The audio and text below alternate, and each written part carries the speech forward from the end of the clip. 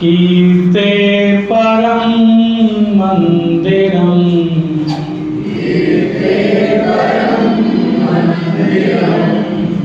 मेध्यात्वा प्रतिपक्षमक्षय सुखम्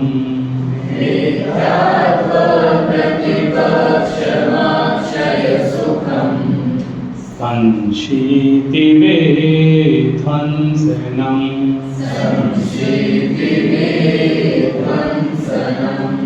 सर्वप्राणिहितं प्रमेन्दुभवनम्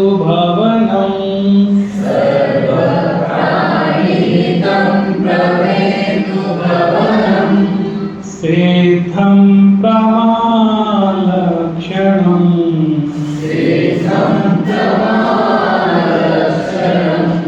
सन्तश्चेतसि चिन्तयन्तु सुधिया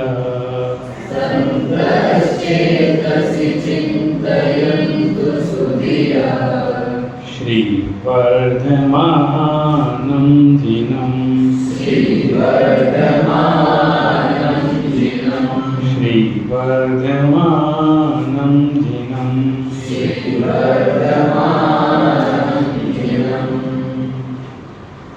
बहुत अच्छा मंगलाचरण है, ये याद करने लायक। जैसे आप 10 दिन प्रमेय परमार्तंड पढ़ रहे हैं तो रोज मंगलाचरण पढ़ेंगे तो याद भी हो जाए। कम से कम कक्षा प्रारंभ होने के पूर्व एक बार ये वाला मंगलाचरण पढ़ेंगे, शार्दुल विकृतिक छंद में है तो आपको याद भी हो जाएगा, कोई दिक्कत नहीं है। कल हम लोग एवं भूत नय पर आ गए थे और थोड़ी बहुत चर्चा हो गई थी। मैं उसको संक्षेप में बता करके आज हम लोग सप्तभंगी विमर्श पढ़ेंगे। वो अगला चैप्टर है, नहीं तो वो रह जाएगा, वो बड़ा महत्वपूर्ण है सप्तभंग विमर्श। अब जो चर्चा है उसको मैं सारांश में बोल देता हूँ, उसको पंक्ति से नहीं लूँगा, थोड़ा वक्त पढ़ी लिया है लास्ट में। इसमें एवं भूत नय में हमने उसकी परिभाषा पढ़ी थी। एवं इत्थम विविध क्रिया परिणाम प्रकारेण भूतम परिणतम अर्थम यो अभिप्रयति स एवं भूतो नयः। ये लंबी चौड़ी लंबा चौड़ा लक्षण बताया। कल मैंने आपको एक सरल लक्षण बताया था, एवं करोति इति एवं भूतः, ऐसा करता है इसलिए एवं भूत। इसकी प्रासंगिकता क्या है, इसका उपयोग क्या है? अगर नय है, दृष्टि है ऐसी, तो वो कुछ यूज भी तो होना चाहिए। हमारे शास्त्रों में तो उसका उपयोग है ही, लेकिन एक लाइन ये आई थी कि सारे ही नए लोक व्यवहार का अनुसरण करते हैं। माने सप्त नयों के माध्यम से ही लोक व्यवहार चलता है। कोई ये कहे कि लोक व्यवहार का लोप हो जाता है तो ऐसा नहीं है। सप्त नय एक नए से नहीं चलता है, ये भी ध्यान रखो। किसी एक नए से लोक व्यवहार चल जाए नहीं, कहाँ किस नए की जरूरत पड़ेगी वो हमको देखना पड़ेगा। तो एवं भूत नए की ये जिद है कि हम तो जब वो काम हो रहा होगा तभी उसको नाम वैसा दें, उस क्रिया में ही नाम दें। कोई काला कोट पहन के सड़क पे घूम रहा है तो उसको वकील नहीं बोलेंगे, है ना। वो कहेगा तुम, जब वो अदालत में जिरह कर रहा है तभी वकील कहना है। वो कहता है एवं करोति, तुम्हारे नाम से। अब जगत में व्यवहार कैसा भी चलता है। जो न्यायाधीश थे रिटायर्ड हो गए, अब उनकी कुछ नहीं चलती तो भी लोग उनको जज साहब बोलते हैं। ये किस नय से बोलते हैं? भूत नय गम नय से, कि पहले थे, अब इस समय पद पर नहीं है, रिटायर्ड हो गए, लेकिन और जज साहब आप कैसे हैं? उनका नाम जज साहब। अब जज नहीं है तब भी जज, ऐसा होता है ना।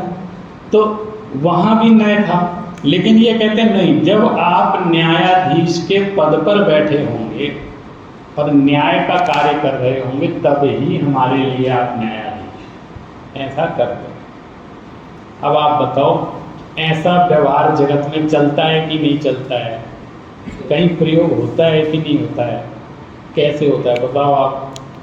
सर मतलब जैसे अभी आई एम हियर स्टूडेंट है ना, अगर मैं घर पे जाऊंगी, मेरे पेरेंट्स मुझे स्टूडेंट तो नहीं बोलेंगे, वो मुझे डॉटर की तरह देखेंगे। हाँ तो ठीक है, वो आपको स्टूडेंट नहीं बोलेंगे उस समय, ये बात सही है, जब आप पढ़ रहे हैं तभी स्टूडेंट। एक और प्रसिद्ध उदाहरण शास्त्रों में दिया हुआ है, उससे आपको और भी अधिक स्पष्ट हो जाए। माने एवं भूतने का इससे अच्छा उदाहरण मैंने देखा नहीं, जो सबको रिलेट भी करता है और इतना सही प्रयोग होता है कि आप सोच नहीं सकते। एक पान की दुकान पे, वो पान की दुकान चलाने वाला कोई रामू है, वो पान बेचता है, लेकिन जब रामलीला होती है तो वो राम का अभिनय करता है। ठीक है, वो मोहल्ले में अच्छा अदाकार है और वो कहते हैं राम का रोल बहुत अच्छा करता है, उस समय उसको वस्त्र पहना कर। तो आप देखो, जब रामलीला होती है तो उनकी चरण वंदना होती है राम की, तो वही रामू जो पान बेचता है तो कोई नमस्ते भी नहीं करता है ना, लेकिन वही जब राम का वेश धारण करके मंच पर विराजमान हो जाता है तो वही जनता उनकी चरण वंदना करती है। और वही रामचंद्र जब अपने वस्त्र उतार करके पुनः नीचे आते हैं तो कोई पूछता भी नहीं कोई नमस्ते भी नहीं करता है। ये क्या है? इसका मतलब जो राम क्रिया में संपन्न हो रहा है, जब वो राम रूप हो रहा है, उसने वो राम की एक्टिंग कर रहा है, उसी समय राम है, न उसके आगे न पीछे। ये जगत में व्यवहार ऐसा चलता है। तो ये एवं भूत ने इसको जस्टिफाई कर कि जब जो क्रिया हो रही होगी हम तभी उसको उसका नाम देंगे, उसके आगे या पीछे। तो अभी तक जितने हमने नए पढ़े उसमें सबसे सूक्ष्म विषय को ग्रहण कर रहा है ये, माने उत्तरोत्तर आगे के पैराग्राफ में हम ये बात देखेंगे कि वो ये कहते हैं इनके विषय कैसे हैं। तो वो कहते हैं कि नैगम नय से सूक्ष्म विषय ऋजु सूत्र नय का है, ऋजु सूत्र से सूक्ष्म व्यवहार नय का, व्यवहार से भी नहीं संग्रह है, फिर संग्रह से सूक्ष्म व्यवहार, व्यवहार से सूक्ष्म ऋजु सूत्र, ऐसे ये उत्तरोत्तर ये सूक्ष्म सूक्ष्म विषय वाले हैं। और आगे ये भी चर्चा है कि आगे आगे नयों का विषय पूर्व पूर्व के नयों में समाहित भी है, ऐसा भी कहते हैं विषय। तो ये वाली बात तो उसके अंदर है ही, उसमें से और अधिक सूक्ष्मता आनी हो तो आगे भी चले जाओ, नहीं तो पूर्व पूर्व के नयों में जैसे नयगम नय है तो सब चीज़ को विषय कर रहा है, तो इनके सारे विषय उसके अंतर्गत गर्भित हो जाते हैं, इसलिए वो समग्र विषय को लेने वाला है। लेकिन उसकी दृष्टि उतनी सूक्ष्म नहीं है, वो स्थूल रूप से चीज़ों को ग्रहण करता है। जैसे जब हम ज्ञान की चर्चा पढ़ते हैं तो कहते हैं कि एक साथ एक आत्मा में कितने ज्ञान संभव है, एक साथ एक आत्मा में कितने ज्ञान संभव है, कोई बताएगा? एक समय में एक ज्ञान हो सकता है कम से कम, या ज़्यादा ज़्यादा चार ज्ञान हो सकता है। चार हों तो कौन कौन से होंगे? अगर एक ज्ञान होगा तो केवल ज्ञान हुआ तो बाकी के ज्ञान कहाँ गए? उसकी जरूरत ही नहीं है, बाकी के ज्ञान की आवश्यकता ही नहीं है। जब केवल ज्ञान मतलब सब संपूर्ण ज्ञान, तो मति ज्ञान का विषय भी उसमें सम्मिलित है, श्रुत ज्ञान का विषय भी उसमें सम्मिलित है, सारे ज्ञान के विषय उसमें सम्मिलित है। इसलिए जब एक ज्ञान होगा तो सिर्फ केवल ज्ञान। इसी तरह यहाँ पर भी क्रमशः जब उत्तरोत्तर चले जाते हैं तो सूक्ष्म विषय को ग्रहण करता है, और पूर्व पूर्व में आगे आगे के नयों के विषय वैसे भी गर्भित ही रहते हैं। ऐसा आगे के विषय में, आगे जो 2-3 पैराग्राफ हैं उसमें इनके विषय में चर्चा यहाँ पर की गई। अब आज हमको जो मुख्य रूप से समझना है आज की कक्षा में, हमको समझना है सप्तभंग विमर्श। ये बहुत ही व्यापक विषय है और जनश्रुति में भी जो खासकर दर्शन से जुड़े हुए लोग हैं, चाहे वो किसी भी दर्शन से जुड़े हुए हों, वो कॉमन टॉपिक है। जब हम पूछते हैं ना कि जैन दर्शन माने क्या, तो लोग बोलते हैं अनेकांत, स्यादवाद, सत्य, भंग, नए। नए पे भी बहुत कम लोग जाते हैं, यहीं तक रह जाते हैं। और सप्तभंगी नए बोल देते हैं इसको, सप्तभंगी नए, क्योंकि वो भी एक प्रकार से वैसा ही है। तो ये जो सप्तभंग है ये जगत प्रसिद्ध है, जैन दर्शन के नाम पर जगत प्रसिद्ध है। और इस पे सबसे ज़्यादा चर्चाएं दर्शन जगत में होती हैं। जब अन्य दार्शनिकों को जैन दर्शन को क्रिटिसाइज करना होता है तो इसी मुद्दे को उठाते हैं।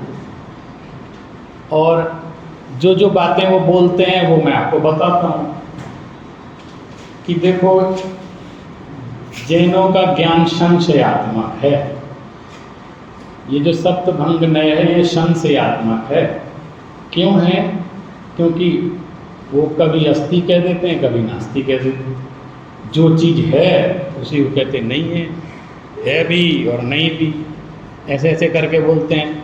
तो वो ये समझते हैं कि दे आर नॉट क्लियर, वो अभी स्पष्ट नहीं है कि वो है कि नहीं, वो संशय में है।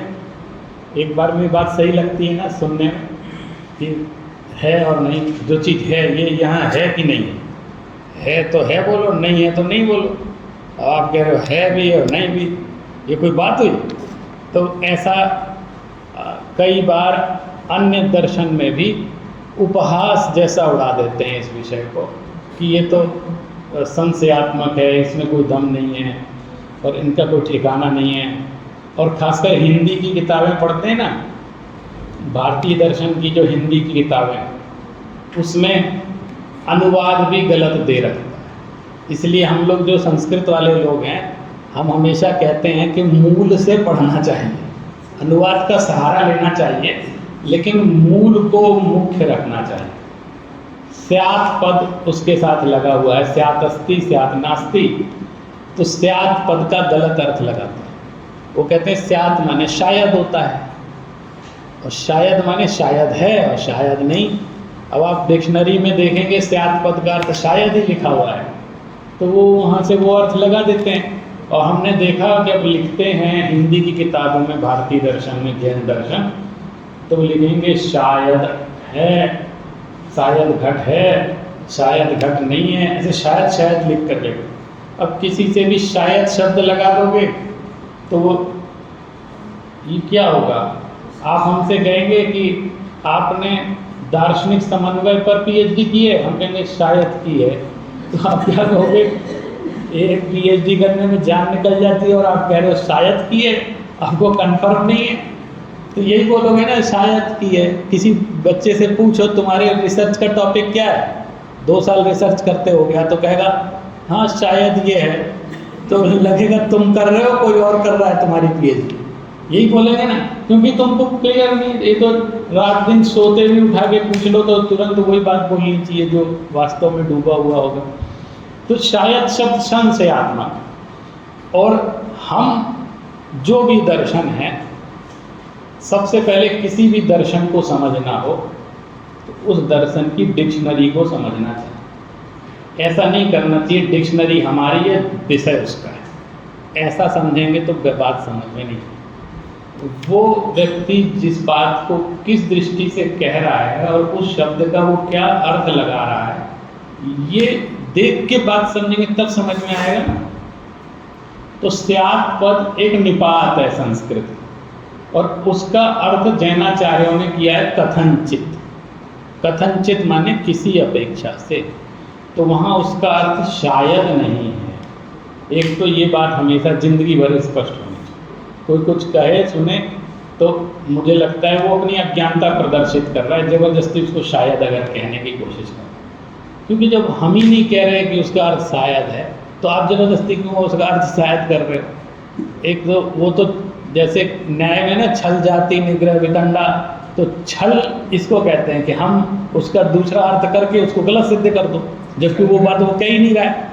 तो वो जैसे तैसे करके अगर जीतना ही उद्देश्य है तो बात अलग है, लेकिन समझना यदि उद्देश्य है कि ये बात हमको समझनी है, तो हमको उसकी डिक्शनरी को वैसे ही फॉलो करना चाहिए। यहाँ हम जो सप्तभंग विमर्श पढ़ने जा रहे हैं वो दो तरह के सप्तभंग की चर्चा कर रहे हैं। चूंकि नए का प्रकरण इसके पहले चल रहा था तो पहले वो नए सप्तभंगी समझे, फिर उसके अनंतर वो प्रमाण सप्तभंगी समझाएं। हम यहाँ पे चर्चा करेंगे क्रम से, लेकिन उसके पहले थोड़ा सा डायग्राम समझ लें।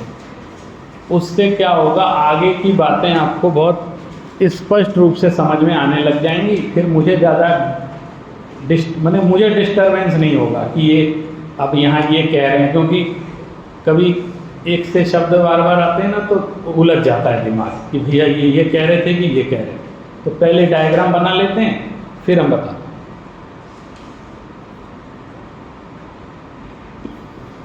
तो आप सबने सप्तभंग का नाम तो सुना ही है।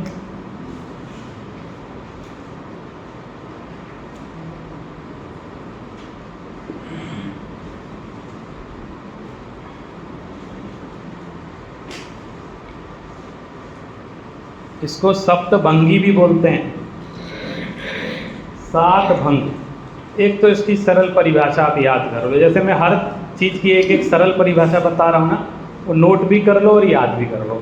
तो उसमें कभी आप उसमें कंफ्यूजन में नहीं रहेंगे। कहीं परीक्षा में आ जाए, कुछ आ जाए तो उतना तो लिख ही देंगे, ऐसा तो कर सकते। सप्तानाम भंगानाम समाहारा इति सप्तभंगीति गीयते, ऐसा सप्तभंगी तरंगिणी ग्रंथ में लिखा हुआ है। क्या है? सप्तानाम भंगानाम समाहारा इति सप्तभंगी, सप्तभंगी इतने ही, गीयते भी मत लिखो। सप्तानाम भंगानाम समाहारा, ये लिख दूं यहाँ पे, ये नोट कर लीजिए।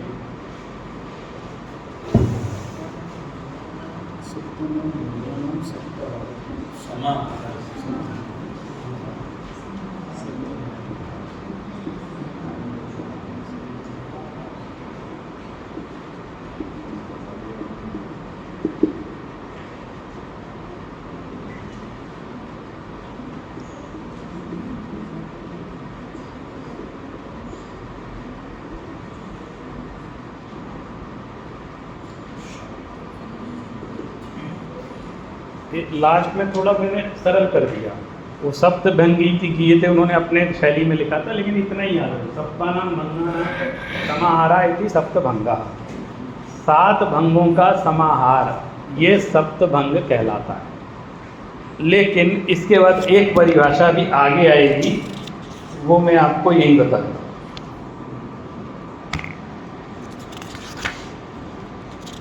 ताकि वो और भी अधिक स्पष्ट हो।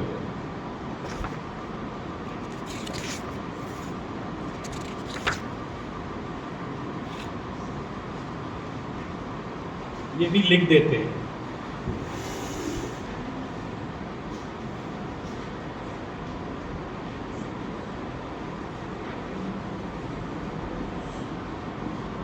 इसमें जोड़ के लिखा है, मैं उसका विग्रह कर करके लिख रहा हूं ताकि समझ में आ जाए।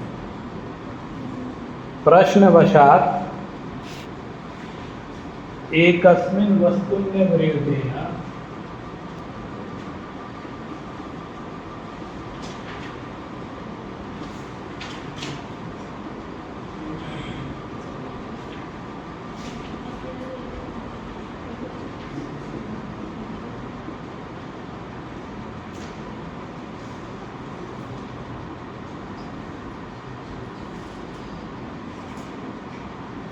विधि प्रतिषेध कल्पना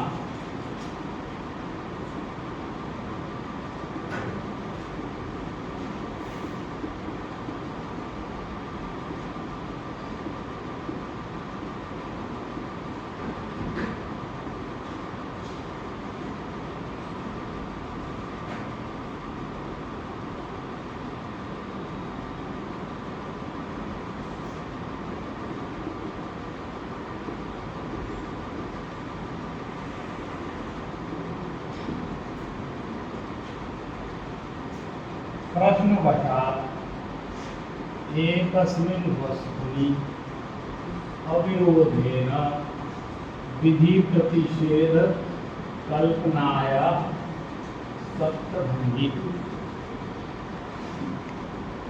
ये तो छोटी परिभाषा हो गई, ये बड़ी लंबी परिभाषा हो गई। ठीक है, अब जो हमारी चर्चा चलेगी वो इस दूसरी वाली परिभाषा के आधार पर चलेगी, इसलिए आप इसको ये लिख दिया, तो जब मैं बोलूँगा ना तो इसको देख के समझना। इसमें तो समास करके लिखा हुआ है ना, थोड़ा उसको अलग अलग पदच्छेद करके पढ़ते हैं तब ज़्यादा समझ में आता है। हाँ, एक चीज नहीं, कल्पना या सप्तभंगी लिखा। मान लीजिए ना, तो इसको जो है ना डैश लगा और इस पर कल्पना सप्तभंगी जो अलग अलग भी लिख जाएगा, जुड़ जाएगा। तो ये सप्तभंगी का लक्षण है। अब दूसरा एक जो पॉइंट हमको यहाँ लिखना है वो भी लिख देते हैं, ताकि अब आप लोगों को पता है तो बोलते जाइए।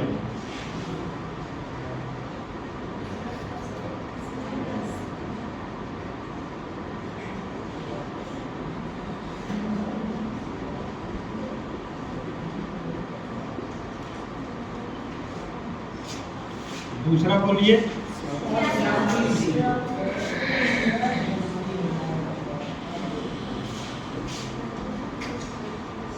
तीसरा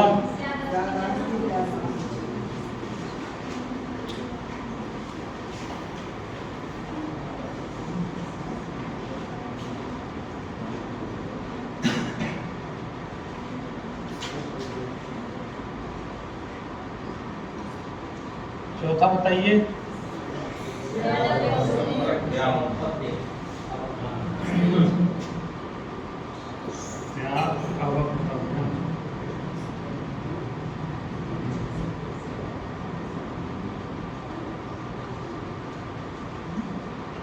पांचवा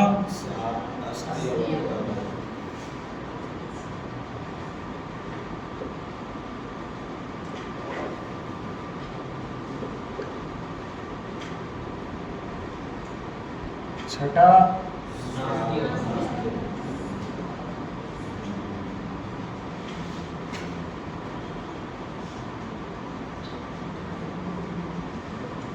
सातवां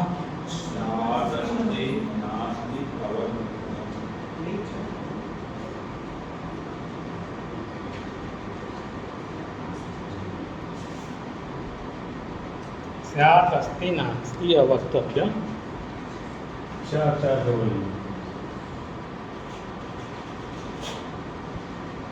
ये हो गया ना सात स्पष्ट। अब हम लोग इसकी बातचीत पढ़ते हैं, इसमें क्या लिखा।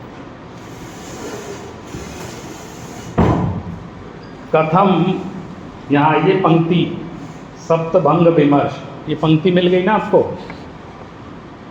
कथम पुनर्नय सप्तभंगया प्रवृत्ति रीति चेत, ये मिल गया ना, नहीं मिला। वो नए का पूरा हुआ ना, उसके बाद आता है ना सप्तभंग शुरू।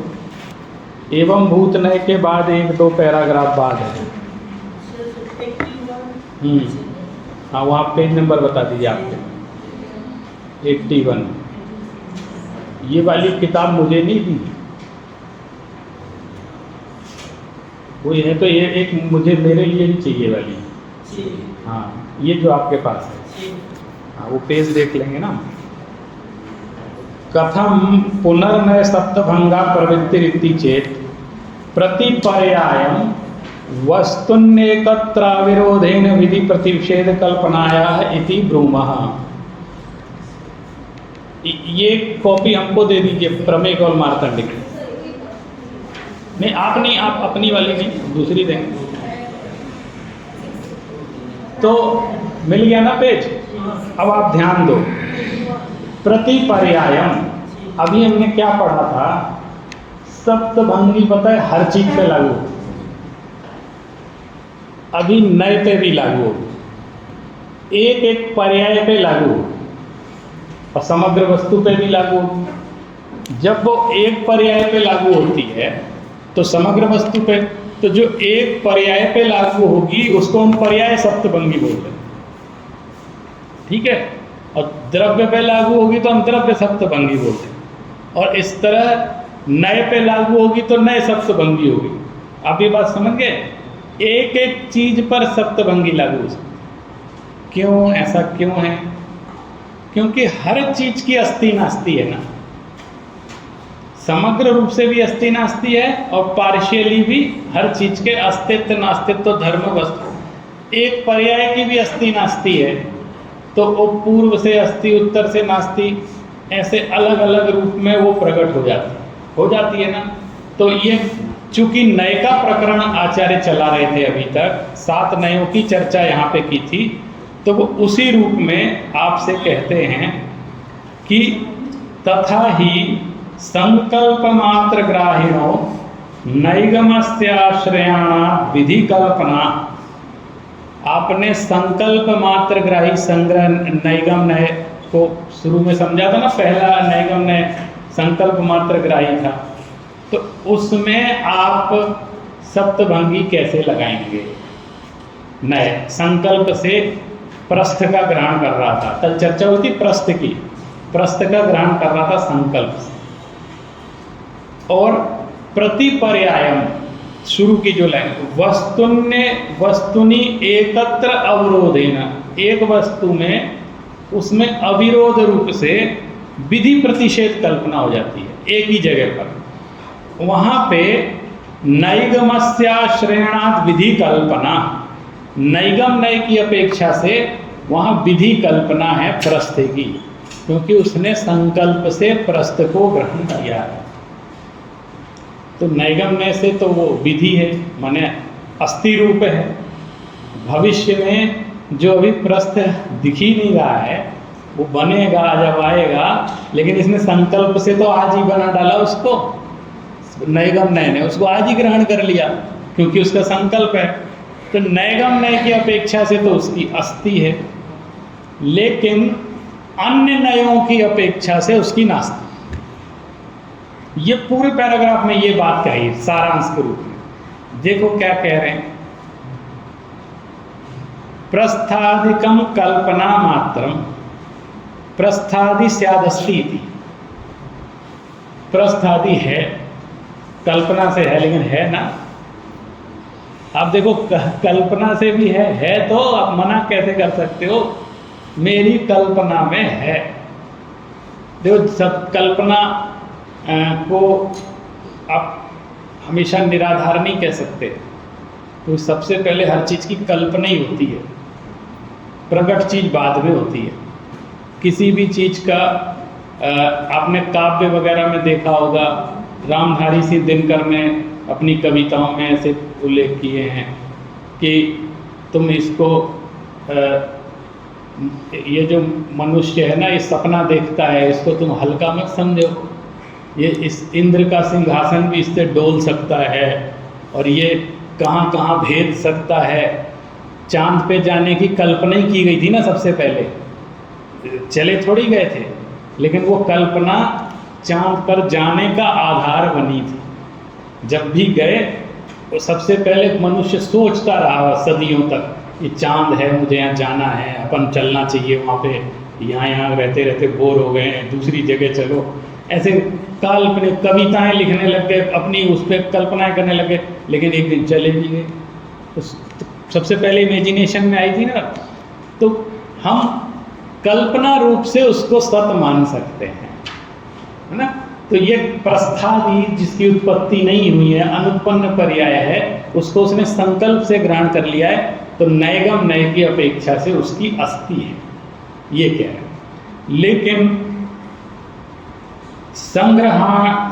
संग्रहाश्रयणास्तु प्रतिषेध कल्पना, संग्रह ने क्या करेगा? आपने सत वस्तु का ग्रहण करता है संग्रह ने तो, लेकिन इस समय प्रस्थ तो असत है, प्रस्थ है कहाँ? वो तो नैगम नय की कल्पना में है, लेकिन उस कल्पना का अर्थ सत नहीं है ना, तो नैगम संग्रह नय उसको ग्रहण नहीं करता। तो संग्रह नय की अपेक्षा से वो प्रतिषेध है, मतलब वो उसका निषेध है, वो उसको ग्रहण नहीं करता। न प्रस्थादि संकल्प मात्रम, प्रस्थादि सन्मात्र से तथा अप्रतीतेर रस्तः प्रतीति विरुद्धा देती। संग्रह में उसको ग्रहण नहीं करता क्योंकि उस सत रूप नहीं है, असत रूप है, इस समय उसकी उत्पत्ति नहीं हुई है, तो उसको ग्रहण करके वो बातचीत आपसे नहीं करेगा। कहेगा हम तो, मेरा विषय तो सत है, जो है ही नहीं दुनिया में उसका ग्रहण हम कैसे कर लें, अभी जो उत्पन्न नहीं हुआ, इसलिए वो उसको ग्रहण नहीं करता।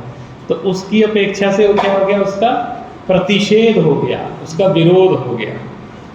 इसी तरह व्यवहाराश्रयणाद्वा द्रव्यस्य पर्यायस्य वा प्रस्थादि प्रतीति, व्यवहार नहीं क्या करेगा, प्रस्थ का द्रव्य और पर्याय का भेद करेगा, है ना, द्रव्य रूप प्रस्थ, पर्याय रूप प्रस्थ। लेकिन कब करेगा, जब वो प्रस्थ होगा तो करेगा ना, अभी तो प्रस्थ है ही नहीं, तो किसका विभाग करेगा।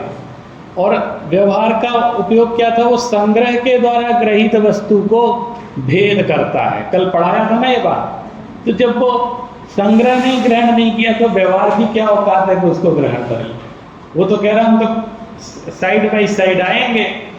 जब वो फाइल वहाँ से निकल करके डायरेक्टर पे ही नहीं आई, तो मेरे पे कैसे आएगी, मैंने क्रम से आती है ना फाइल साइन होने के लिए, तो डायरेक्ट तो मेरे पास नहीं आएगी, हमारे पास तो आएगी कि हमारे से। आप तो उससे पढ़, हाँ नहीं, मुझे देखना था इसमें। तो वो पेज नंबर का कुछ गड़बड़ हो रहा था ना, इसलिए मैंने मंगाया। तो उसको ग्रहण करना, अब आप बीच का गैप करके नैगम के वस्तु को सीधे थोड़ी वो ग्रहण कर लेगा, है ना, नैगम को डायरेक्ट। तो जब संग्रह नहीं रिजेक्ट कर दिया तो व्यवहार अपने आप उसको रिजेक्ट। अब इसके बाद देखो, व्यवहाराश्रयणात्वा द्रव्यस्य पर्यायस्य वा प्रस्थादि प्रतीति तद विपरीतस्य असतः, उसके विपरीत होने से वो असत है। सतो वा प्रत्येतुम अशक्यते, सत है कि असत है, बोले ये चीज क्लियर नहीं है हमारे लिए, हमारे सामने वो वस्तु है ही नहीं, तो हम उसका भेद भी नहीं करेंगे। ऋजु सूत्राश्रयणात्वा पर्याय मात्र से प्रस्थादित्वेन प्रतीति, ऋजु सूत्र क्या कहेगा, प्रस्थ की पर्याय को ग्रहण करेगा ना, प्रस्थ की एक समय की पर्याय को ग्रहण करेगा। अब वो जो प्रस्थ है ही नहीं, तो उसकी कौन सी पर्याय को ग्रहण करेगा, प्रस्थ तो अभी संकल्पना में है, तो वो वस्तु जब सतरूप होगी तो उसकी एक पर्याय होगी, तो इसलिए वो उसकी दृष्टि से भी प्रतिषेध रूप है। शब्दाश्रयणाद्वा कालादि भिन्न से अर्थस्य प्रस्थादित्वम अन्यथार्ति प्रसंगात, शब्दाश्रयण में क्या है, वो वर्तमान कालीन उसको ग्रहण करता है, भविष्यकालीन प्रस्थ है ही नहीं, प्रस्थ का भूत भविष्य वर्तमान कुछ नहीं बनेगा, तो वो उस प्रस्थ को शब्द ने भी ग्रहण नहीं करेगा। इसी तरह समभिरूढ़ ने भी पर्याय भेद से, समभिरूढ़ाश्रयणात्वा पर्याय भेदेन भिन्नस्यार्थस्य प्रस्थादित, पर्याय भेद से वो अलग अलग भेद ना हो तब ग्रहण करता है, लेकिन चूंकि वो प्रस्थ है ही नहीं, इसलिए वो उसको भी ग्रहण नहीं करेगा। अब एवं भूत ने क्या करेगा, वो प्रस्थ उसको मानेगा जिससे अनाज लेकर के ऐसे डाला जा रहा है, क्रिया प्रधान है ना, वो रखे हुए प्रस्थ को भी नहीं मानता। तो प्रस्थ से आप ऐसे अनाज डाल के दिखाओ, तब वो उसको प्रस्थ मानेगा। तो कह रहे हो तो प्रस्थ अभी बनेगा तब करेंगे हम, अभी तो बना ही नहीं है, संकल्प में है, तो वो भी उसको नहीं मानेगा।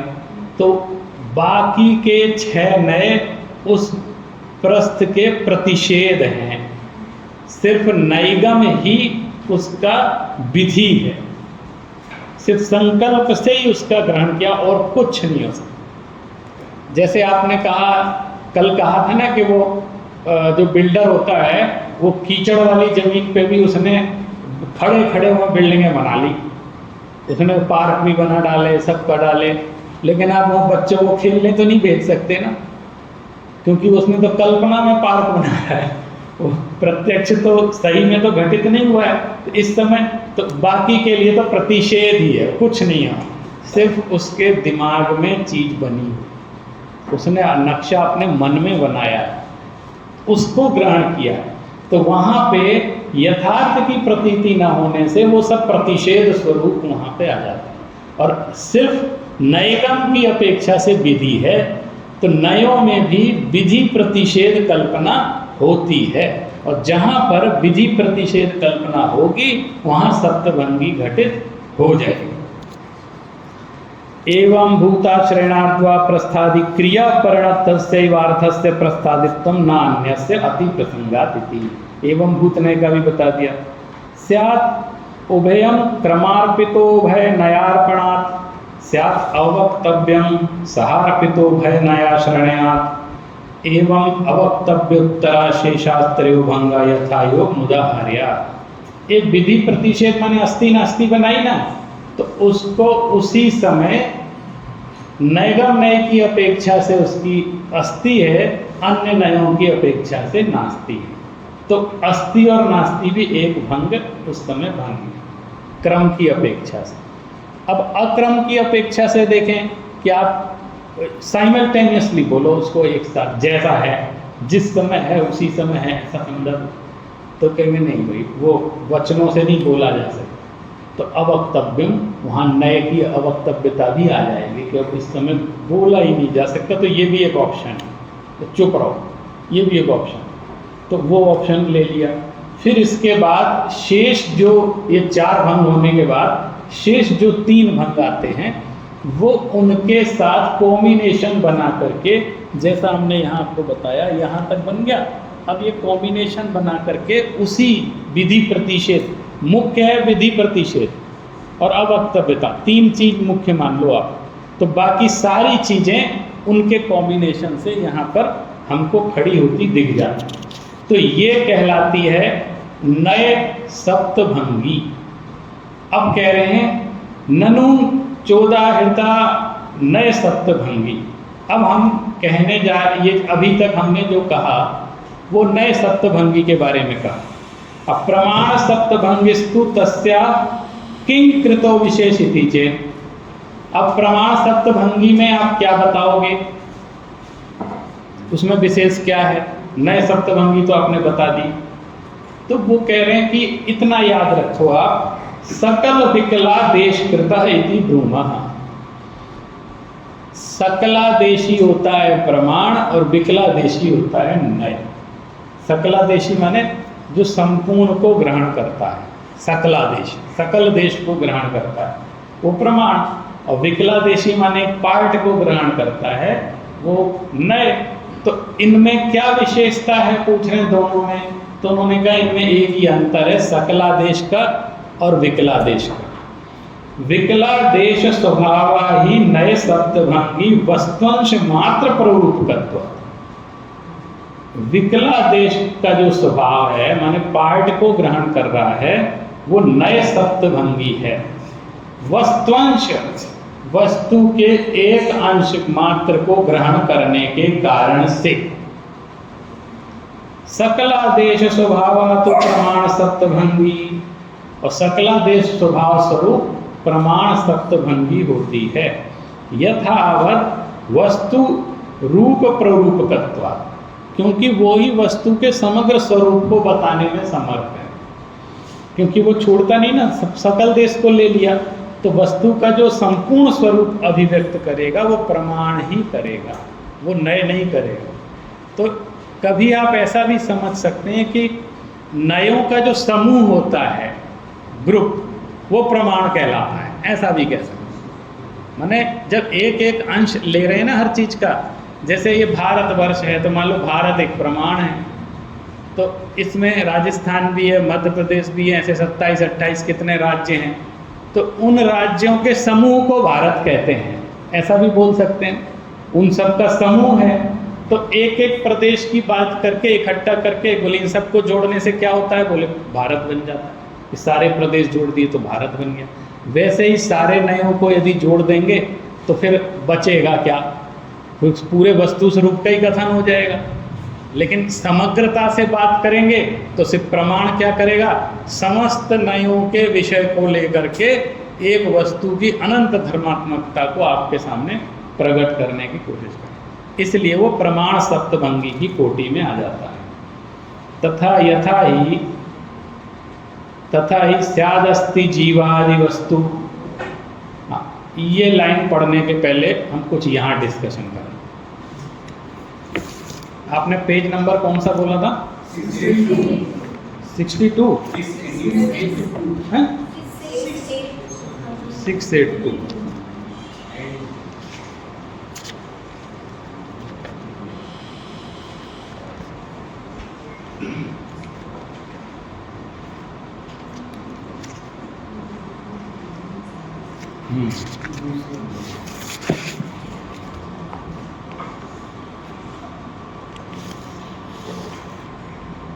ननु च प्रथम द्वितीय धर्मवत, ये वाला आएगा।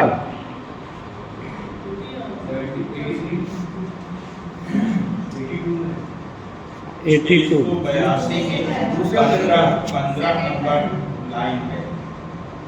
वस्तु 682 हाँ समझ गए। तथा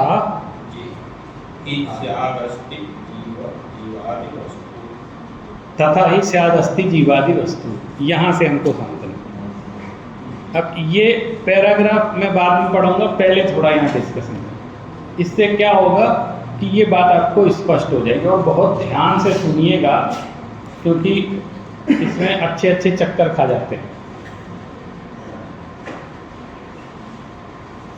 चक्कर क्यों खा जाते हैं? क्योंकि एक तो इस दृष्टि से सुनते हैं कि गलत है, हाँ, तो पहले ही आप मान के ये सुनो कि ये तो गलत बताया जा रहा है, तो वो जो बता रहे हैं वो बात समझ में ही नहीं आएगी। दूसरा, वो एक ये न्याय है ना, सप्तभंग न्याय भी बोलते हैं कई जगह, सप्तभंगी न्याय, सप्तभंगी न्याय। जैसे गांधी जी को बिना पढ़े गांधी जी की आलोचना करने वाले बहुत हैं। ये जो गांधी जी को गाली देते हैं ना कि वो ऐसे थे, इन्हीं के कारण देश बर्बाद हो गया, ये वो, उन्होंने गांधी जी की एक भी किताब नहीं पढ़ी। ऐसे लोग ज़्यादा हैं। गांधी जी को पढ़ करके गांधी जी की आलोचना करने वाले बहुत कम होंगे, इसलिए क्योंकि जो उनको पढ़ लेगा वो उनकी आलोचना ही नहीं करेगा। तो जो नहीं करता है ना वो ज़्यादा आलोचना करता है। तो आप जब जैन दर्शन के मूल ग्रंथों से अनेकांत, स्यादवाद, नयवाद अच्छी तरह समझ लो, फिर उसकी क्रिटिसाइज करो, तब तो उसमें दम आएगी। ऐसे ही बोल देना कि ये तो शायद है, ये वो, ऐसे नहीं चलता।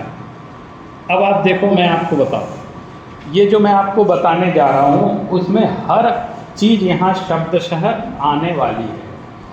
जैसे हमने यहाँ पर एक संक्षिप्त में सरल परिभाषा पढ़ ली, सबका नाम मंगाराम, तो ये परिभाषा तो कैसी है, काम चलाऊ परिभाषा, फेल नहीं हो जाएंगे परीक्षा में। तो जब बच्चे जो स्लो लर्नर होते हैं ना क्लास में, याद नहीं कर पाते हैं, तो उनको लास्ट में हम लोग फार्मूला बताते हैं कि भाई इतना तो लिखाना कम से कम ताकि तुम पास हो जाओ। तो वो क्या है, 7 भंगों को जोड़ दिया, ये सप्तभंग। तो ये कोई परिभाषा भी, ये तो सब जानते हैं 7 भंगों को जोड़ के बनाया सब, लेकिन एक संस्कृत में हो गई तो कम से कम वो फेल नहीं हुई। लेकिन इसकी जो असली रहस्य है वो इस वाले परिभाषा में होगा। एक तो आया प्रश्नवशात, इसकी भी चर्चा यहाँ चली। वो ये कहते हैं कि ऐसी जिज्ञासा भी होती है, 7 प्रश्न हैं। वो कहते हैं किसी भी स्थिति के आपके मन में 7 प्रकार की जिज्ञासाएं, 7 तरह की होंगी। ऐसे हजारों तरह की हो सकती है, लेकिन हम उनको 7 भागों में बांटेंगे। क्यों? जहाँ पुनरुक्ति ना हो, ज्यों का त्यों रिपीट ना हो चीज़, कुछ ना कुछ उसमें नयापन हो, रिवीजन करें तो नयापन हो। धर्मांतरपना ऐसा शब्द इसमें आया कि उसमें धर्मांतर की कल्पना होनी चाहिए, यूं का यूं धर्म नहीं होना चाहिए। तो इस तरह की कल्पना करेंगे तब जाके वो वस्तु समझ में आएगी। दूसरा, अंत में जाके ये बात ये भी आपको बताएंगे, इस पे भी ध्यान रखना, एकस्मिन् वस्तुनि, एक ही वस्तु, इधर उधर की वस्तु नहीं तो आप क्या करो, 2 वस्तु ले लो, 3 वस्तु ले लो, फिर उसमें अलग अलग बताओ, ऐसे नहीं चले। पहले तो एक जगह केंद्रित हो जाए, एक वस्तु में, उसमें विधि प्रतिषेध कल्पना करनी है। अब जैसे मैं आपको उदाहरण देता हूँ, ये वाला जो पेन है, वाइट बोर्ड मार्कर एयरलाइन 157, ये जो लिखा हुआ है, इस चीज़ पे आओ, अभी मैं ये बोलने में भी संकोच हो रहा है, आप कहते हो कि सेम चीज़ उधर भी रखी हुई है, तो फिर गड़बड़ हो जाए। अब मैं अपने ऊपर आ जाता हूँ। मैं एक व्यक्ति यहाँ खड़ा हूँ, अब मैं यहाँ हूँ, यह है स्यात् अस्ति, हाँ? मैं हूँ ना यहाँ पर, स्यात् अस्ति, लेकिन मैं और कहाँ कहाँ हूँ? आपके सामने तो हूँ, और कहाँ कहाँ हूँ मैं? और कहाँ कहाँ हूँ बताओ आप? और जगह नहीं। और जगह नहीं है? मैं यहाँ नहीं हूँ, वहाँ भी नहीं हूँ, अपने घर पे भी नहीं है, अरे इसके अलावा कहीं नहीं। ये है ना, मैं यहाँ हूँ और मैं वहाँ नहीं। तो जैसा जितना इम्पोर्टेंट अस्तित्व है, उतना ही इम्पोर्टेंट नास्तित्व भी। मैं, ये गुण मेरा है कि मैं वहाँ नहीं हूँ, ये गुण आपका नहीं है, ये गुण उस स्थान का नहीं है, ये गुण भी मेरा है कि मैं नास्ति भी हूँ।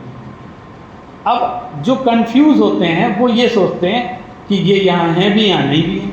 हम यहाँ की तो बात करेंगे, हम तो यहाँ हैं की बात कर रहे हैं, वहाँ नहीं की बात कर रहे हैं। वो सोचते हैं ये है कि नहीं है। अब मैं, अगर आपको लगता है अस्तित्व गुण है, तो मुझे लगता है अस्तित्व गुण तो बहुत थोड़ा सा, अगर उसकी क्वांटिटी की बात करें तो मेरा जो अस्तित्व गुण है वो तो थोड़ा सा है। यहाँ मैंने ये 2 फुट की जगह ले रखी है, उस पर खड़े, इतना सा अस्तित्व है। लेकिन नास्तित्व गुण तो मेरा बहुत बड़ा है, मैंने मैं पूरे 3 लोक में मैं नहीं हूँ यहाँ के अलावा, ऐसा है ना। तो वो जो मैं वहाँ नहीं हूँ, ये नहीं होना, ये मेरा ही गुण है। अच्छा चलो नहीं मानो इसको, कोई क्या, हम इसको नहीं मानते हैं नास्तित्व गुण। अस्थि के साथ नास्ति कैसे हो सकती है?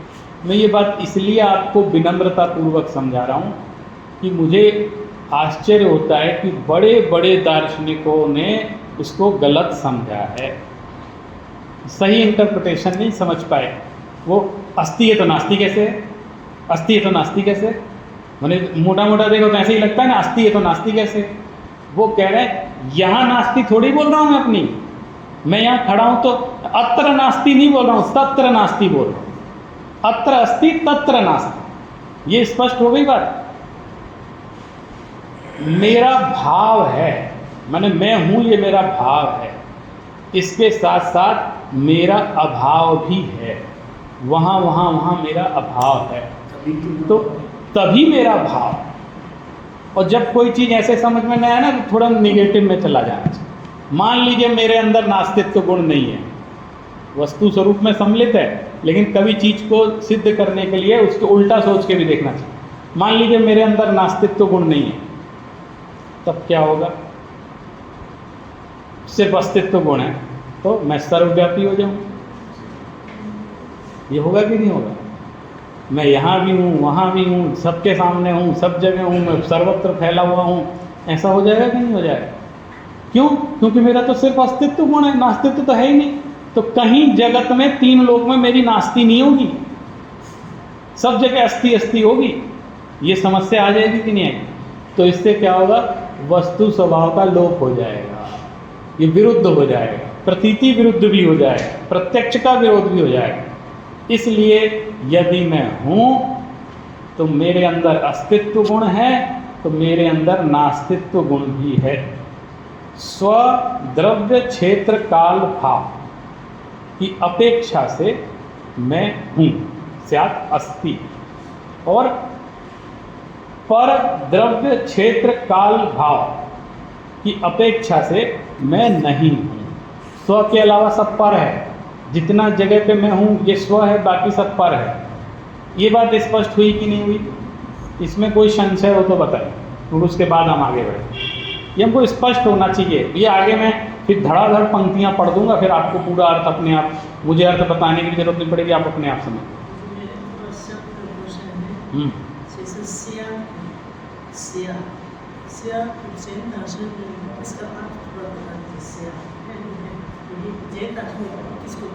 ये तो मैंने अभी शुरू में बोला ना, स्यात् मतलब होता है कथनचित, शायद नहीं है, शायद नहीं। हाँ, इसका मतलब है कथनचित। ये शुरू में बोला था मैं।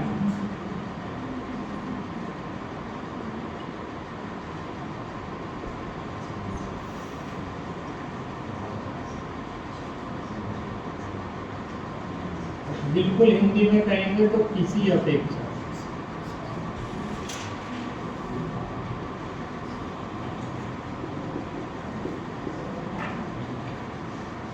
ठीक है, इसलिए एक एक चीज क्लियर हो तभी आगे बात समझ में आएगी। है भंग, भंग माने आप प्रकार समझो, प्रकार, टाइप्स। भंग माने प्रकार। अब देखो आप अस्ति और नास्ति ये दो भंग सिद्ध हो गए ना। तो स्यात् अस्ति माने इसके क्या है, हर जगह शॉर्ट में लिखा रहता है ना, इसलिए भी लोग नहीं समझ पाते। इसको एक्सप्लेन कर दीजिए।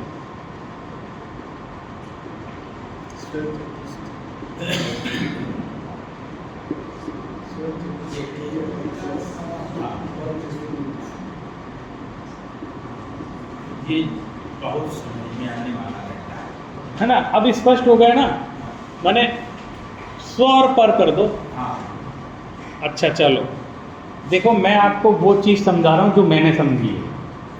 जो मैंने नहीं समझी वो मैं आपको समझा नहीं सकता, है ना।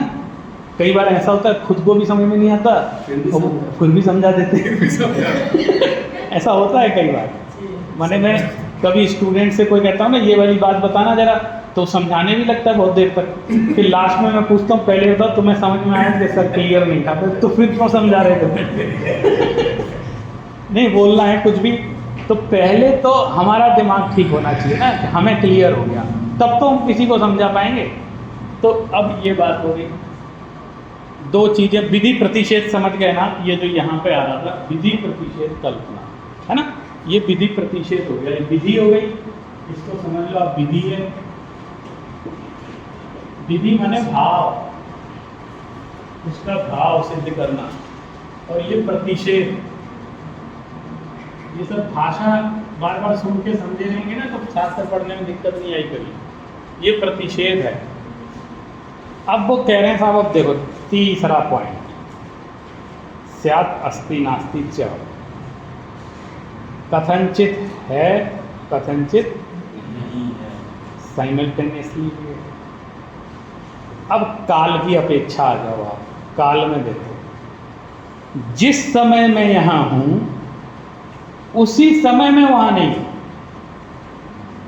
तो ये अस्ति नास्ति एक साथ है, ये थर्ड डायमेंशन है। जिस समय मैं यहाँ हूँ उसी समय मैं वहाँ नहीं हूँ, ये है ना।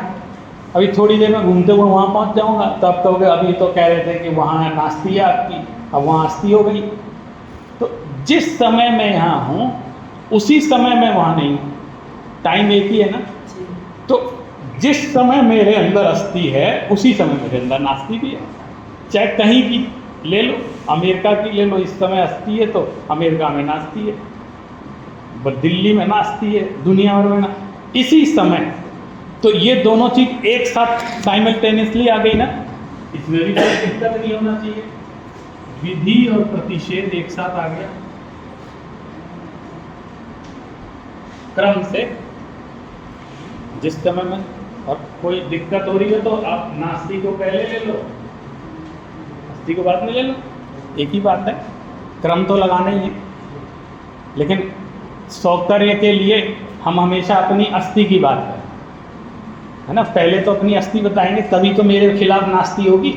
अगर अस्ति नहीं होगी तो नास्ति कैसे होगी। इसलिए हम पहले अस्ति का प्रयोग करते हैं। लेकिन ये दोनों चीज़ एक समय है, इसलिए हम नास्ति अस्ति ऐसे कुछ भी कर सकते हैं। लेकिन चूंकि परंपरा प्राप्त हमको क्या शब्द है, अस्ति और अनंतर नास्ति, तो ये दोनों चीज़ साइमल्टेनियसली हमारे साथ, इसलिए तीसरे में भी कोई दिक्कत नहीं।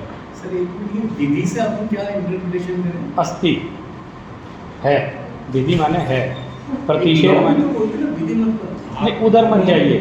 कानून माने विधि माने कानून नहीं, उसका कुछ मीनिंग है? नहीं, यहाँ इसका कोई मीनिंग नहीं है। ये पुराने शास्त्र है ना, विधि प्रतिषेध माने अस्ति नास्ति बोलो। हाँ, मैंने उसका निषेध कर दिया, अस्थि का निषेध कर दिया, तो विधि का विपरीत प्रतिषेध होता है।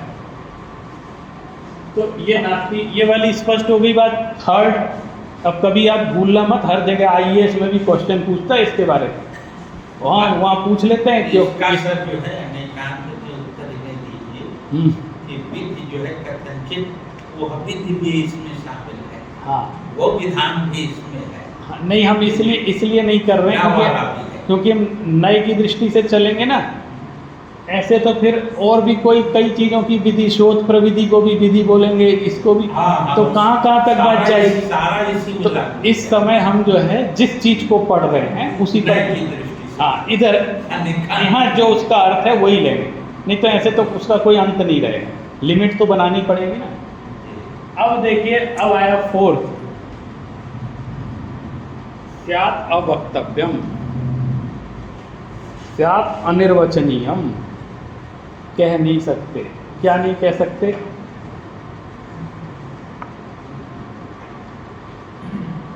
कोई कहेगा कि अरे ये आपने क्या किया, जैसे घुमाने से काम थोड़ी चलेगा, इसको मिटाओ।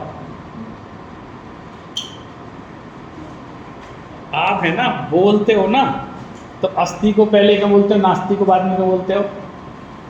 नास्ति को पहले बोलो, अस्थि को बाद में बोलो, जब साथ में है तो ठीक है साहब, ऐसे ही बोल देते हैं। नास्ति पहले बोल देते हैं, अस्थि बाद, साथ में ही है तो क्या दिक्कत है, कभी भी बोल दो। फिर कोई कहेगा नहीं आपने ऐसा क्यों किया, जब दोनों साथ में तो साथ बोलो ना, तो साथ ही तो बोल रहे हैं। नहीं आपने पहले नास्ति बोली फिर अस्थि बोली, साथ क्यों नहीं बोली? अब इसको एक उदाहरण से आपको बताते हैं। जैसे मान लीजिए आपका प्रेजेंटेशन, तो हमने कहा कि भाई प्रद्युम्न जी आकर के यहाँ पे कुछ 2 शब्द बोले, तो आपने सब उनको क्यों बुलाया, हमें क्यों नहीं बुलाया? अच्छा चलो कोई बात नहीं, आप आ जाओ। तो बोले इनको क्यों बुलाया, उनको क्यों नहीं बुलाया? अच्छा ऐसा करो सब आ जाओ यहीं पे, सब बोल लो, सबको ही लग रहा है पहले मुझे क्यों नहीं बुलाया, तो सब आ जाओ। अब सब भी आ गए तो सब एक साथ बोलो, कैसे बोलेंगे? एक साथ सब अपना वक्तव्य दो। अब एक साथ बोलो तो समझ में ही नहीं आएगा। दूसरा, खड़े हुए तो सब उनको उधर क्यों खड़ा किया, हमको इधर क्यों खड़ा किया, मुझे बीच में क्यों खड़ा किया उनको? तो इसका क्या उत्तर है? इसका उत्तर है कि किसी को बुलाओ ही मत यहाँ। इसका उत्तर ये है कि किसी को यहाँ बुलाओ ही मत। अगर आप वचन जो होते हैं, बोलना, वचन की क्रिया, ये सत्य को कह ही नहीं सकते जैसा सत्य होता है। सबसे बड़ी बात तो ये, सत्य का जो बहुआयामी स्वरूप है उसको वचनों से कहा नहीं जा सकता। फर्स्ट ये, जो वास्तविक चीज़ होती है वो अनिर्वचनीय होती है। हम क्यों? क्योंकि सब चीज एक समय में एक साथ अनंत धर्मात्मकता वस्तु में एक ही समय में एक साथ मौजूद है, लेकिन हम जब बोलते हैं तो क्रम से बोलते हैं। मैंने हमारे वचनों में वो सामर्थ्य नहीं है कि हम उनको सीक्वेंस में ही बोलेंगे। एक चीज बोलेंगे तो दूसरी चीज छूटेगी ना, फिर दूसरी तो क्रम आगे पीछे हो जाएगा, अक्रम करना पड़ेगा। तो अक्रम करेंगे तो फिर तो गड़बड़ हो जाएगी। तो उन्होंने कहा था देखो, अगर एक बार समझिए, सारे धर्मों को, विधि प्रतिषेध और भी जितने धर्म हैं, विरोधी धर्म हैं, उनको अगर जैसे वो अवस्थित हैं वस्तु के अंदर एक समय में एक साथ, वैसा ही उच्चारण करना संभव नहीं है। अतीन्द्रिय ज्ञान में उसका प्रत्यक्ष हो सकता है, लेकिन वचनों से उसकी व्याख्या तीर्थंकर भी नहीं कर सकते, क्योंकि वो जब उनकी वाणी खिरेगी, जब बोलेंगे तो टाइम क्रम से ही समझाएंगे उसको, क्योंकि वचनों में ही वो सामर्थ्य नहीं है। मैं आप सबको इंद्रियों से ही देख लो, मैं आप सबको एक साथ जान सकता हूँ लेकिन बोल नहीं सकता। बोलूँगा तो एक एक करके क्रम से ही बोलूँगा सबको, ऐसा होता है ना। जान तो सकता हूँ मैं एक साथ। इसी तरह वस्तु की अनंत धर्मात्मकता को एक साथ जाना तो जा सकता है जैसे वो है, लेकिन कहा नहीं जा सकता, क्योंकि उसकी लिमिट, इंद्रियों की एक सीमा होती है। तो वचन जो बोल रहे हैं उनकी एक लिमिटेशंस है कि वचन हमेशा सीक्वेंस में ही कथन करते हैं। इसलिए एक भंग ये बनाना पड़ा, स्यात् अवक्तव्यम। सर ये तीसरे क्रम में ये जो स्यात् अस्ति और नास्ति रखा गया है तो ये कि अस्ति हमने एक बार रखा तो ये एक साथ नास्ति का कथन नहीं कर सकते और नास्ति को अलग रखा तो अस्ति का कथन नहीं कर सकते।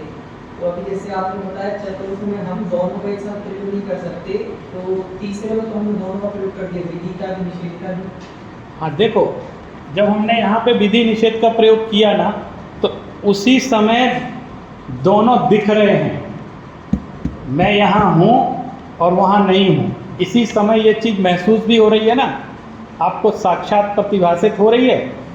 लेकिन वस्तु में अनंत धर्मात्मकता है, एक ही धर्म मौजूद नहीं है, अस्ति नास्ति अकेले धर्म नहीं है, और भी बहुत सारे धर्म हैं। उन हर धर्मों की सप्तभंगियाँ अलग अलग बन जाती हैं, वो सब उन सब का एक साथ कथन करना संभव नहीं है और क्रम से ही बोलना पड़ेगा। यहाँ तक तो क्रम सहन हो गया कि ठीक है, लेकिन वो क्रमार्पित था, ये अक्रमार्पित है, ये शब्द भी इसी तीसरे वाले क्रम ने ही सर चौथे को जन्म दे दिया। हाँ, इसी तीसरे वाले ने ही चौथे। इसीलिए आप अभी शास्त्र में पढ़ेंगे ना तो यहाँ क्रमार्पित लिखा है, माने क्रम की अपेक्षा से ऐसा, और अक्रम की अपेक्षा से बात करोगे अगर तो आपको अवक्तव्य का सहारा लेना पड़ेगा। अवक्तव्य का सहारा का क्या अर्थ है? हाँ, मतलब जो जैसा है वैसा वास्तव में कहा नहीं जा सकता। काव्यादर्श का सर एक श्लोक सुना है। हाँ, इसी स्थिति को बताने के लिए इक्षु क्षीर गुणादीनाम माधुर्यस्यांतरम महत् न हि तथापि तदाख्यातुं सरस्वत्याभिशप्यते। कि भाई ईख और गुड़ और उसका गुड़ का भी रस, इन तीनों रसों में क्या अंतर है पीने में, वो कोई बता नहीं सकता। इक्षु क्षीर गुणादीनाम माधुर्यस्य अंतरम महत् न हि तथा, वैसे का वैसा, तदाख्यातुम उसको कह नहीं सकती, सरस्वती भी नहीं कह सकती। सरस्वती भी नहीं कहती। ये मैंने जो ज्ञान की देवी सरस्वती हैं वो भी उसका, हम लोग किसी का महिमा मंडन करते हैं जब भगवानों का, तो उसमें एक ये भी अवर्णनीय शब्द डालते हैं ना कि शब्दों से आपका वर्णन नहीं किया जा सकता, ऐसे बोलते हैं ना, हम शब्दों से इनकी महिमा गा नहीं सकते, इतनी महिमा अपरंपार है। और वो आपने दोहे सुने होंगे कि सारी समुद्र को स्याही बना लो और पर्वत को कलम बना लो तो भी आपके गुणों की महिमा हमसे लिखी नहीं जाती, ऐसे आता है ना। तो वो इस तरीके से आप उसको देख सकते हैं, क्रमार्पित नयात और अक्रमार्पित नयात। अवक्तव्यम, वो धर्म जीव का धर्म या किसी वस्तु या किसी चीज का धर्म अवक्तव्य में ऐसे आएगा। एक चर्चा और आएगी अभी आगे, चूंकि मैं वो स्पीड में पढ़ूंगा इसलिए आपको पहले बता देता तो समझ में आ जाएगा। बाद में आगे जा कर के अभी इसको समझ लेते हैं, फिर उसकी भी चर्चा कर लेंगे जो आगे आने वाली है। स्यात् अस्ति अवक्तव्यम, ये भी एक संभावना है नई। अब जानते हैं मूल भंग इतने ही माने गए, बाकी के भंग कॉम्बिनेशन से तैयार हुए, और ये कॉम्बिनेशन ऐसा है कि एक नई संभावना, एक नई संभावना, ऐसे करते करते 7 तक आ गए। 7 के बाद बोले 8वीं नई संभावना नहीं हो, वो कहीं ना कहीं पुनरुक्ति आएगी, इसलिए उसको हम 8वें में नहीं जाएंगे। उन्होंने कहा ये कुछ साइंस है ऐसा कि ये 7 तरीके की जिज्ञासा होती है, 7 ही तरह के प्रश्न होते हैं, 7 ही तरह के उत्तर हो सकते हैं। ऐसी चर्चा अभी आगे आएगी कि ये प्रश्न आगे उसका लक्षण पढ़ेंगे तब हम जानेंगे। इसमें ये जो हमने बाकी की बातें बताई, अस्ति अवक्तव्यम में नास्ति अवक्तव्यम च, अस्ति नास्ति अवक्तव्यम च, ये पॉसिबिलिटीज है। इसको समझने के लिए एक और डायग्राम है, एक पहेली की तरह लेते हैं।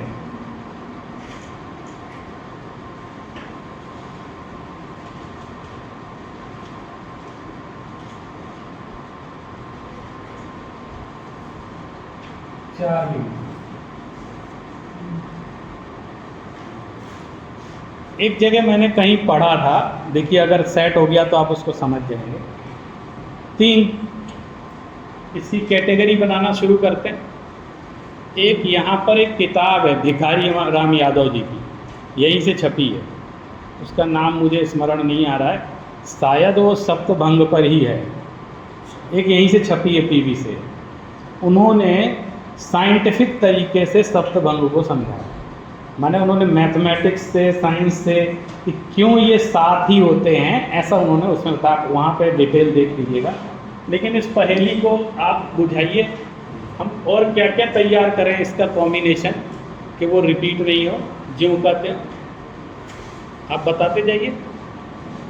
1 2 3, ये तो 3 हो गई। अब चौथे से बताना शुरू करें। चौथा क्या होगा? 5वां क्या होगा? 6ठा क्या होगा?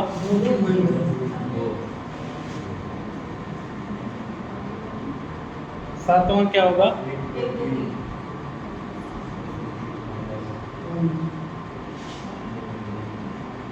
1 2 3 4 5 6 7। अब आप 8वां बनाओ। पहेली है, मैंने मैं सप्तभंग से नहीं बता रहा, मैं पहेली बता। अब 8वां बनाओ। 8वां वो बनाना है जो धर्मांतर ना हो, कुछ ना कुछ उसमें नवीनपना होना चाहिए। इनमें से कोई ज्यों करते उठा के नहीं रखना है, कुछ ना कुछ नवीनपना होना चाहिए। बाद में सोच लीजिएगा, बन जाए तो बताइएगा, ठीक है? आगे चलते हैं।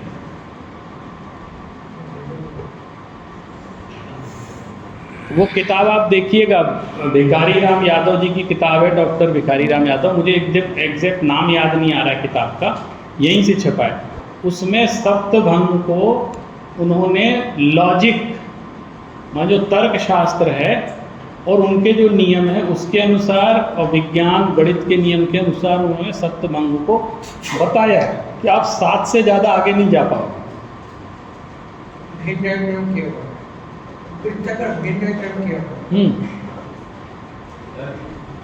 परम्यूटेशन कॉम्बिनेशन इसमें जब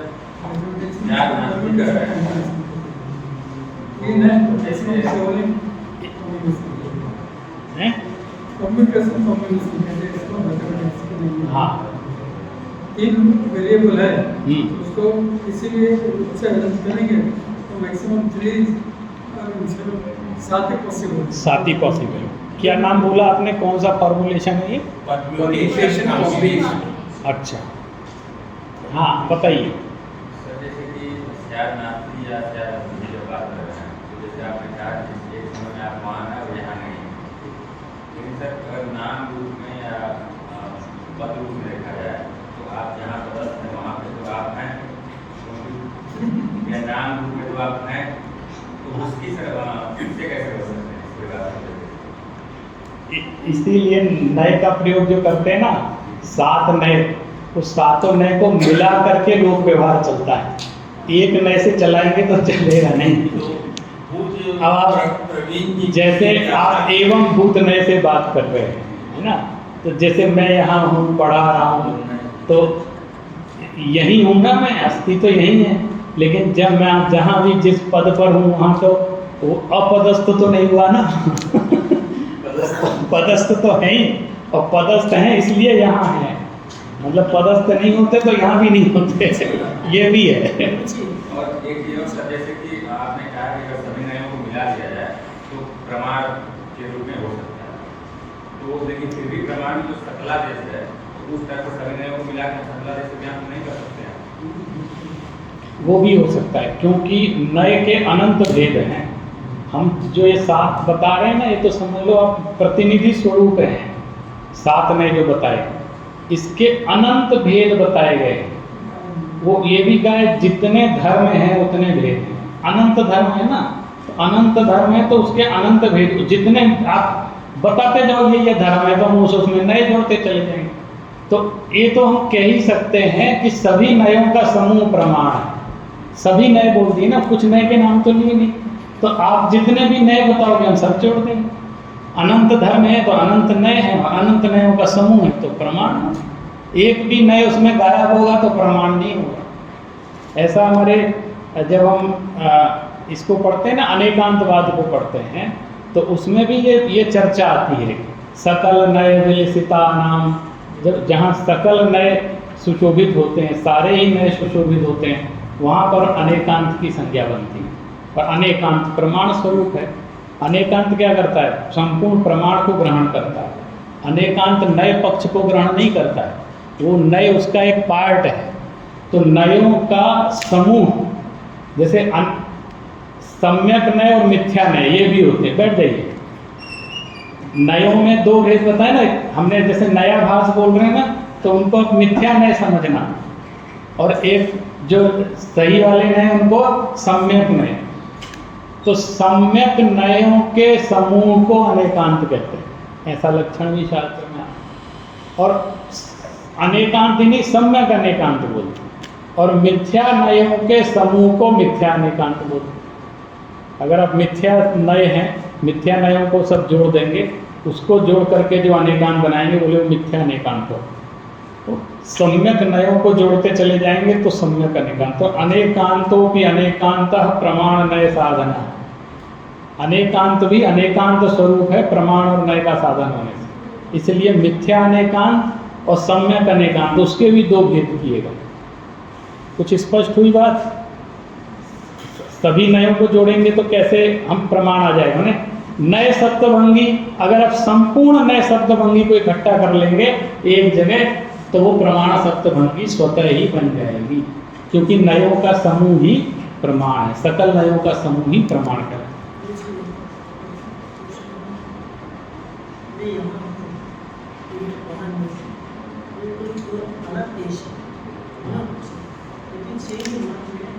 एक जगह में है, मैं हूँ या मैं ये नहीं कहते, मैं यहाँ हूँ, लेकिन दूसरा जो समझने में भूल हो रही है वो यही हो रही है। वो अब आपको क्लियर हो गया, मैं यहाँ हूँ और मैं यहाँ नहीं हूँ, ऐसा नहीं कह रहे हैं वो। माने जो भूल होती है वो ये होती है, अस्ति है तो नास्ति कैसे, नास्ति है तो अस्ति कैसे, वो ये भूल हो रही है। हम ये बात कह ही नहीं रहे हैं। मैं यहाँ हूँ, जहाँ मैं हूँ वहाँ मैं नहीं हूँ, मैं कैसे कह दूँगा? इतना मूर्ख समझते हैं आप किसी दर्शन को कि ये वो जो कह रहे हैं जहाँ है वहाँ नहीं है। इतनी कोई किसी भी दर्शन का कोई मजाक उड़ाता है ना, तो मुझे बहुत बुरा लगता है। क्यों? इतना हल्के आचार्य नहीं है वो कि तुम्हारी सड़क चलते उसका जो है वो निराकरण कर दो। इतना हल्का प्रतिपादन किसी आचार्य ने नहीं किया, किसी दर्शन के। वो बहुत महान तपस्वी और बहुत घनघोर साधना करने वाले बहुत ज्ञानी लोग थे। इतनी हल्की बात नहीं करेंगे कि तुम चलते फिरते ही उसका कहते हो तो कुछ नहीं है। ऐसे निराकरण नहीं होता है किसी चीज़ का। उसका प्रॉपर उसका निराकरण करने के लिए भी उसका गहरा अध्ययन आपको करना पड़ेगा। आप तो ऐसे निंदा तो किसी की भी कर सकते हो खड़े होकर, उसमें कोई बड़ी बात नहीं, करते ही लोग। लेकिन अगर प्रॉपर उसको आपको उसका विच्छेद करना है, उसकी गलत सिद्ध करना है, तो आपको अपने शास्त्र से ज़्यादा उसका शास्त्र गहराई से पढ़ना पड़ेगा, तब जाकर के आप उसका निषेध कर पाएंगे। चलिए अब इसको थोड़ा, ये जो मैंने बोल दिया सारा, इसको स्पीड से पढ़ते हैं तो उसमें हमको समझ में भी आएगा।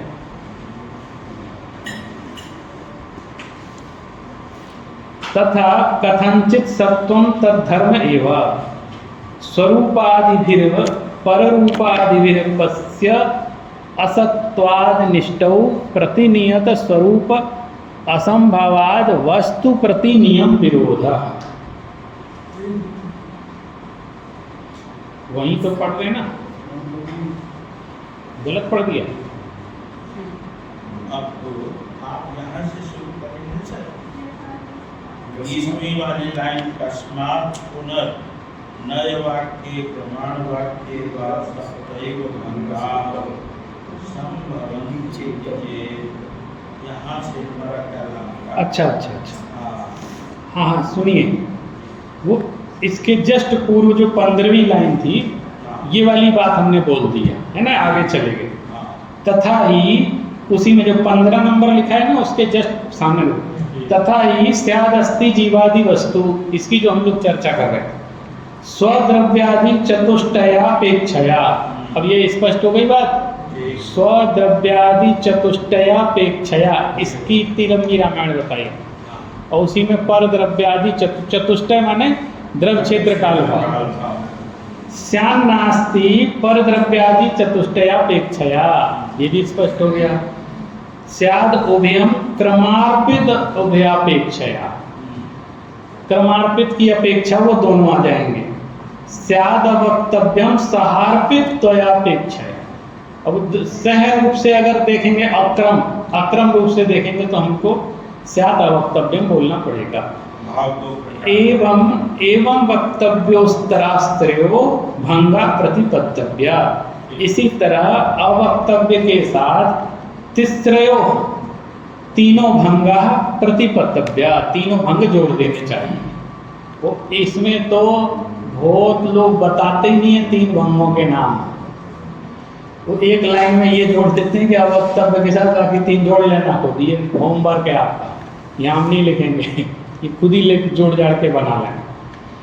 कस्मात् पुनर्नय वाक्य प्रमाण वाक्य वा सप्तैव भंगा सप्त भवन्ति चेत, कह रहे हैं चाहे पुनर्नय वाक्य की बात हो चाहे प्रमाण वाक्य की बात हो, वहाँ 7 ही भंग होते हैं, ऐसा कैसे संभव है? ये प्रश्न आया।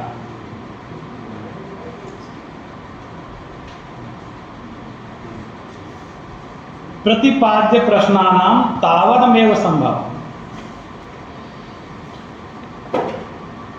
क्योंकि जो प्रतिपाद्य प्रश्न हैं वो उतने ही होते हैं, उतने ही संभव है।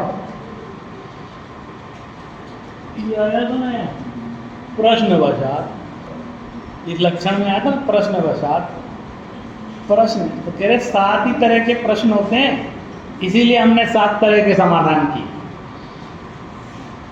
ठीक है, प्रतिपाद्य प्रश्नानाम तावदमेव, उतने ही होते हैं। तो प्रश्नवशादेव ही सप्तभंगी नियम, पर 7 ही प्रश्न होते हैं, इसलिए हमने 7 भंग बतलाए। सप्तविध एव प्रश्नों की कुतः चेत, अरे आपने कह दिया 7 ही होते हैं, कैसे होते हैं 7 प्रश्न? क्यों होते हैं 7 प्रश्न? जैसे कभी आप छोटे बच्चे से बात करो ना, तो हर चीज में क्यों पूछता है वो। आप कह दोगे ऐसा है, तो बोले ऐसा क्यों है, हर चीज में पूछता है ऐसा क्यों है। अब जब अपन से उत्तर देते नहीं बने तो हम भी वैसे ही बोल देते उत्तर।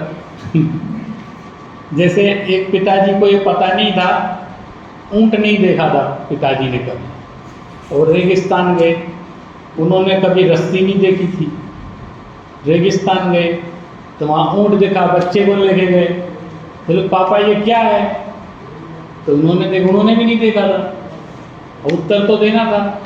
बोले बेटा ऐसे स्थान पे ऐसे ही जीव पाए जाते हैं। तो बोले अरे, अब ऊंट उत्तर नहीं दिया, फिर पूछा इनके गले में क्या बंधा है, तो बोले ऐसे व्यक्ति ऐसे जीव के गले में ऐसी चीज बंधी होती है। खत्म काम। जैसा प्रश्न था वैसे, तो जैसी जो जिज्ञासाएं होंगी, प्रश्न होंगे, तो वो कह प्रश्न 7 ही क्यों होते हैं? अभी उन्होंने कह दिया 7 होते हैं, तो बोले 7 ही क्यों होते हैं? तो सप्तविध जिज्ञासा संभव, क्योंकि जिज्ञासाएं भी 7 तरह की होती हैं, इसलिए प्रश्न 7 होते हैं। तो 7 ही सप्तधा होता है टीचर, तो जिज्ञासा 7 तरह की क्यों होती है? अब वो वैसे ही प्रश्न हो रहा है ना, जैसे बच्चे से प्रश्न कर रहे हैं, तो उन्होंने कहा 7 तरह की जिज्ञासा, तो जिज्ञासा 7 तरह की क्यों होती है? तो कह रहे सप्तधा संशयोत्पत्ति, क्योंकि संशय की उत्पत्ति भी 7 प्रकार से ही होती है, इसलिए बस 5-10 मिनट में कर, उसकी भी उत्पत्ति 7 तरह के होती है। सो भी सप्तधा कथमिति चेत, फिर वो संशय भी 7 तरह के क्यों होते हैं? वो पूछता ही जा रहा है। जितने उत्तर दोगे उतने प्रश्न करेक्ट। तो तद विषय वस्तु धर्म से सप्तविधत्वा, क्योंकि वस्तु के धर्म ही ऐसे हैं कि 7 तरीके से ही उनकी बात बनती है। तथा ही सत्वम तावद वस्तु धर्म तद अनभ्युपगमे वस्तुनो वस्तुत्व अयोग्यात। अगर उसकी जानकारी नहीं हो या 7 तरह से नहीं हो, ज़्यादा हो, तो वस्तुत्व अयोगात खर सिंहवत। अगर ऐसा करेंगे, इस बात को अस्तित्व वस्तु का धर्म है। सबसे पहले उन्होंने कहा, क्या कहा? तावद वस्तु सत्वम, जो सत है, अस्तित्व है, वह तावद वस्तु धर्म, वही वस्तु का धर्म है। तद अनभ्युपगमे, अगर आप उसको धर्म नहीं मानेंगे अस्तित्व को, तो वस्तुनो वस्तुत्वम अयोगा, वस्तु के साथ वस्तुत्व गायब हो जाएगा। सबसे पहले आपने क्या स्वीकार किया था? विधि को, सत है। देखो, वादी प्रतिवादी को एक चीज माननी होगी तभी बातचीत हो सकती। ये फोन यहाँ रखा है, सब ये फोन है ना यहाँ, आपको मालूम है, आप भी मान रहे हो ना यहाँ फोन है, हम भी मान रहे हैं फोन है। अब चर्चा करते हैं इसकी। कोई कहे हम नहीं मानते हैं फोन है, तो बोले मत मानो, जाओ यहाँ से, अब काहे की बातचीत करें, क्योंकि हम तो नहीं मानते। आत्मा के साथ ऐसे ही होता है ना, आत्मा है कि नहीं है, इस पर डिस्कशन होना है। सब हम मानते ही नहीं आत्मा, अब काहे का डिस्कशन करें कि आत्मा का क्या स्वरूप है, आत्मा कैसी है। पहले तो मानो, तब उसके बारे में आप भी मान लो आत्मा है, हम भी मान लें, फिर कैसी है, क्या है, उसका कैसे होता है, ये सब तो बाद में बात करेंगे ना। अस्तित्व नहीं मानेंगे तो आगे कौन सी चर्चा करें। तो वो कह रहे हैं तद अनभ्युपगमे वस्तुनो वस्तुत्व अयोगात, वस्तुत्व का आयोग हो जाएगा खर सिंहवत, जैसे गधे के सिर पर सींग। इसलिए हम वहाँ पे चर्चा नहीं कर पाएंगे। तथा कथनचित असत्वम तद्धर्म एव, फिर हमको वहाँ पे नास्तित्व धर्म भी नहीं स्वीकार कर पाएंगे। क्यों? क्योंकि जब अस्तित्व ही नहीं होगा तो उसका प्रतिपक्ष नास्तित्व धर्म कैसे होगा। इस प्रकार वो अस्ति नास्ति की बात करते हैं। और एक चर्चा और, चूँकि समय हो रहा है, अपनी बात छूट ना जाए, 2 बातें इसमें और मैं कह के ये पूरा करता हूँ। प्रश्न ये भी उत्पन्न हुए कि मैं बनाता हूँ और 8 दूसरे भंग। यहाँ जो शंका करी, उन्होंने कहा ये तो आपने जोड़ा ना, तो पहले और तीसरे को जोड़ के एक कॉम्बिनेशन बनाओ, इससे मत देखना। ये मैं मिटा देता हूँ। ये तो मैथमेटिक्स के हिसाब से बात बता रहे थे कि ऐसे कैलकुलेशन और जगह भी होते हैं जहाँ 7 ही मामले निकलते हैं। देखो, पहला दूसरा को जोड़ा, तीसरा बन गया, और फिर चौथा बन गया। तो पहले और तीसरे को जोड़कर एक बनाओ ना, 14 हो जाए, पहले और तीसरे को भी तो जोड़ दो। 14 पहले और तीसरे को जोड़ने को कह रहे हैं। वहाँ अभी जो आगे चर्चा हो रही है उसकी बात कर रहा हूँ। वो कह रहे हैं इसको जोड़ दो तो 8वां भंग बन जाएगा, फिर इसको जोड़ दो तो 9वां भंग बन जाएगा। तो वो कह रहे हैं कि भाई क्या बात कर रहे हो तुम, कि 2 बार अस्थि कैसे आ जाएगी? सत्य तो एक ही होगा ना एक चीज़ का, कि 2 अस्तित्व हो जाएंगे उसके, इसलिए 8वां भंग नहीं बनेगा। बोले ये और ये जोड़ दो, ये अगली चर्चा में है, मैं शॉर्ट में बता रहा हूँ, नहीं तो वो विषय पूरा नहीं होता है। बोले इसको जोड़ दो, तो बोले ये भी कैसे हो सकता है? बोले इसमें एक तो जब अस्तित्व ही नहीं होगा तो नास्तित्व कहाँ से होगा? 2 बार नास्ति कैसे हो जाएगी? एक बार नास्ति फिर अस्थि नास्ति, नास्ति 2 बार आ गई, फिर अस्थि आ गई, ये भी नहीं बनेगा। फिर अंत में थक हार के बहुत इस पर प्राणायाम किया। आप लोग भी दिमाग लगाना, अगर आपने 8वें भंग की खोज कर दी ना तो उसके आप निर्माता माने जाएंगे। हाँ, और करना चाहिए। मैं तो कह रहा हूँ आप खोज के लाओ, माने जस्टिफाई भी करना उसको अच्छे से, वैसे ऐसे नहीं कि कुछ भी बना। फिर एक ने लास्ट में कहा कि एक हो सकता है, इसमें अंतिम पैराग्राफ में एक चर्चा है। बोले साहब 8वां भंग हो सकता है स्यात् वक्तव्यम। ये तो नहीं आया ना कहीं, ये एक नई खोज उन्होंने की, भाई स्यात् वक्तव्यम, ऐसा हो सकता है। हो सकता है कि नहीं हो सकता? क्यों?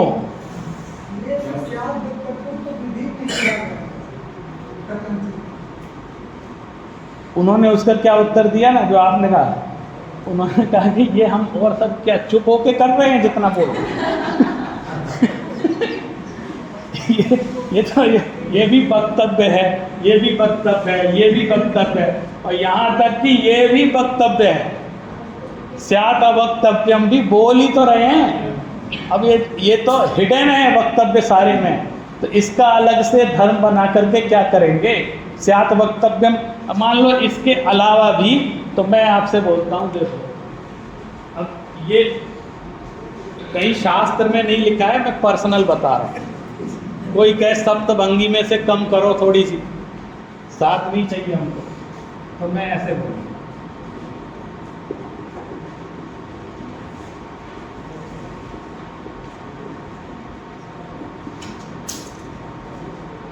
ये दो ही भंग होते हैं, ठीक है, ये दो ही भंग होते हैं, मोटा मोटा समझने के लिए। वक्तव्य में हम बाकी के सारे भंग डालते हैं, क्योंकि वो बोले। उसमें ये भी आ सकता है, क्योंकि उसको भी बोल ही रहे ना, इस तरह वो सप्त भंग को सिद्ध करते हैं। और ये चर्चा आगे के पैराग्राफ में भी आई है, आप कठिन नहीं है, मैंने यहाँ जितना बोल दिया, अगर आप उसको खुद पढ़ेंगे तो आपको स्पष्ट हो जाएगा। और दूसरी बात, कोई यदि कहे कि मैं मौन हूँ, तो ये क्या है? स्ववचनों पे आघात हो गया ना। मैं मौन हूँ, अगर आप मौन हैं तो ये बात भी कैसे बोल रहे हैं, है ना? तो इसलिए स्यात् वक्तव्यम तो सारे भंग में लगा ही हुआ है, आठवां भंग वो भी नहीं बन सकता। और मैं ये नहीं कहता हूँ, हमारे आचार्यों ने सब चीज़ बहुत सोच समझ के विचार पूर्वक सारी स्थापित की है। अंतिम लाइन में एक बात महत्वपूर्ण उन्होंने कही, और मुझे पढ़ के इसलिए आनंद आया कि हम तो ऐसा सोचते रहते थे, लेकिन कहीं लिखा हुआ नहीं मिलता। उन्होंने स्पष्ट किया, मैं अंतिम पैरा पढ़ रहा हूँ, ठीक है? ये अंतिम हो जाने से ना ऐसा लगता है कि कोर्स पूरा हो गया, ठीक है? अंतिम वक्तव्य पढ़ते हैं, इसी का अंतिम देख लो आप, ये लास्ट पढ़ के फिर छोड़ देंगे।